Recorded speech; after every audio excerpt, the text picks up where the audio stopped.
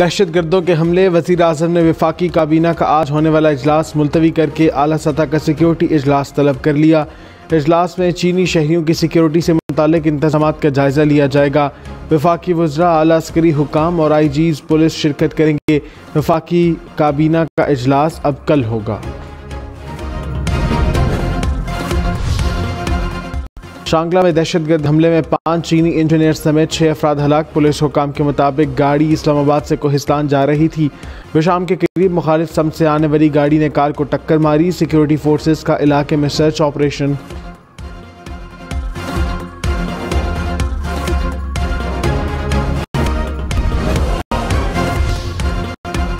वज़ीर आज़म शहबाज शरीफ ने कहा, पाक चीन दोस्ती को नुकसान पहुंचाने की साजिशें कामयाब नहीं होने देंगे।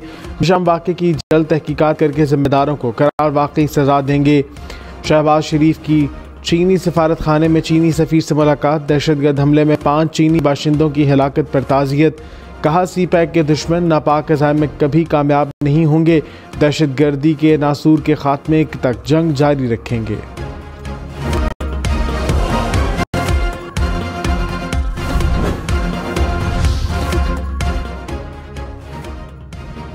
अमेरिका की चीनी इंजीनियर्स पर दहशतगर्दों के हमले की मजम्मत।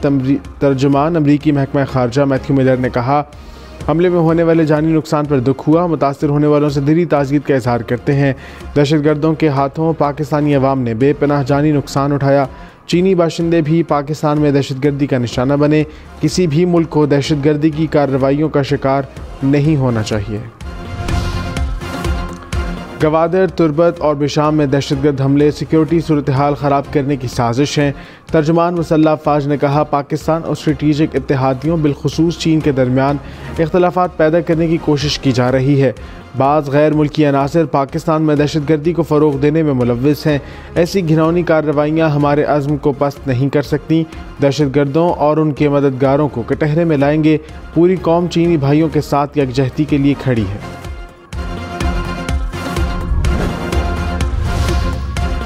चीन की पाकिस्तान में दहशतगर्द हमलों की मजम्मत। चीनी सफारत खाने ने कहा, पाकिस्तान दहशतगर्द हमले की मुकम्मल तहकीकात करे।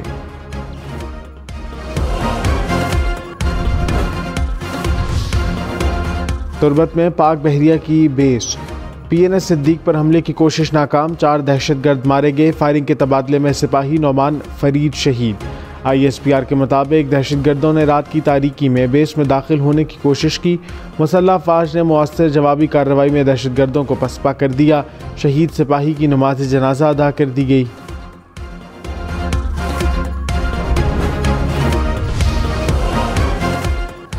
PIA की तंजीम नौ और निजकारी के लिए स्कीम ऑफ अरेंजमेंट की मंजूरी। PIA के बोर्ड ऑफ डायरेक्टर्स ने मंजूरी दे दी। PIA की निजकारी का मंसूबा SECP को पेश करने का फैसला।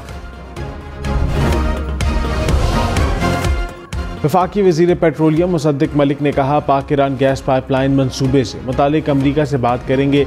ईरानी गैस हमारी ज़रूरत है। हम चाहते हैं ईरान से गैस लें। ईरान से भी कहा है कि ऐसा तरीका तलाश किया जाए जिससे गैस भी मिले और पाबंदियाँ भी ना लगें।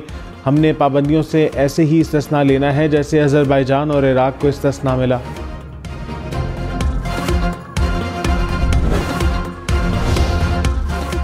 अमेरिका ने कहा, पाक ईरान गैस पाइपलाइन मंसूबे के हक़ में नहीं। पाकिस्तान को ईरान के साथ किसी मुआहदे से बाज रहने का मशवरा देते हैं। ईरान के साथ कारोबार से अमरीकी पाबंदियों में आने का खतरा है। सदर आसिफ अली जरदारी से वज़ीर आज़म शहबाज शरीफ की मुलाकात। सियासी और मुआशी सूरत हाल पर तबादला ख्याल। मुल्क को दरपेश मसाइल से निकालने के अज़्म का इजहार। रमज़ान में अवामी रिलीफ के इक़दामात पर भी बातचीत।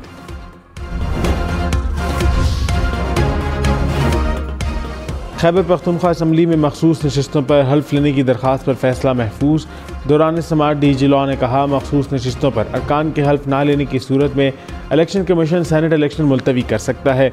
चीफ इलेक्शन कमिश्नर ने कहा, क्या election commission Khyber Pakhtunkhwa assembly की कार्रवाई में मुदाखलत कर सकता है? वकील ने कहा, हल्फ के मामले तक इलेक्शन कमीशन मुदाखलत कर सकता है। मेंबर इकरामुल्लाह खान ने कहा, स्पीकर इलेक्शन कमीशन के अहकामात ना माने तो क्या होगा? सेक्रेटरी ने कहा, देखना है क्या असम्बली के बगैर गवर्नर असखुद इजलास बुला सकते हैं या नहीं। जब इजलास होगा तो नौमुंतखब अरकान का हल्फ ले लिया जाएगा।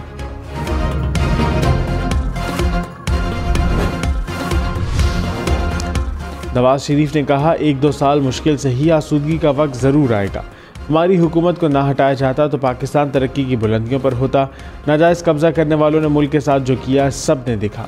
मुस्लिम लीग ही नहीं बल्कि पूरे पाकिस्तान के साथ ज़्यादती हुई।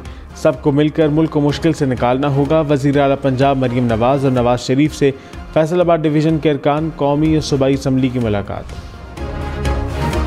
वज़ीर ख़ज़ाना मोहम्मद औरंगज़ेब ने कहा, मुल्क की तरक्की के लिए बराह रास्त टैक्स और बरामदी शोबा नागुज़ीर है। पैदावारी सलाहियत से इजाफे के साथ बरामदात को बढ़ाना होगा। तरक्की के लिए टैक्स रीढ़ की हड्डी की हैसियत रखता है। FBR पर अवामी एतमाद बहाल करने की ज़रूरत है। चेयरमैन FBR ने कहा, टैक्स को वसी करने के लिए जदीद टेक्नोलॉजी को बरूए कार ला रहे हैं। इस्लामाबाद हाई कोर्ट के 6 जजेस का सुप्रीम जुडिशल काउंसिल को खत। एग्जीक्यूटिव बशमूल इंटेलिजेंस अरकान की कार्रवाइयों पर रिपोर्ट और रद्द-ए-अमल पर क्या ड्यूटी है। सुप्रीम जुडिशल काउंसिल से रहनुमाई मांग ली। खत में अदालती अमूर में एग्जीक्यूटिव और एजेंसियों की मुदाखलत का जिक्र किया गया।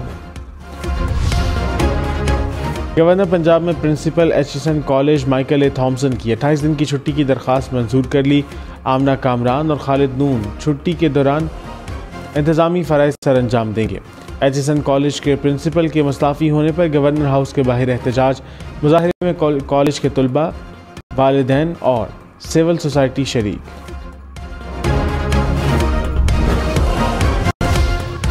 वफाकी वज़ीर आहद चीमा ने कहा, मेरे बच्चों की फ़ीस माफ़ ना करें, फ़ीस माफ़ी की पॉलिसी जारी रखी जाए। गवर्नर पंजाब को लिखे ख़त में कहा, मेरे पब्लिक ऑफिस होल्डर होने के बाइस सियासी रंग दिया गया। मेरी फैमिली को बेजा तनकीद का निशाना बनाया गया। मेरी अहलिया ने इस पॉलिसी के लिए 1.5 साल कोशिश की।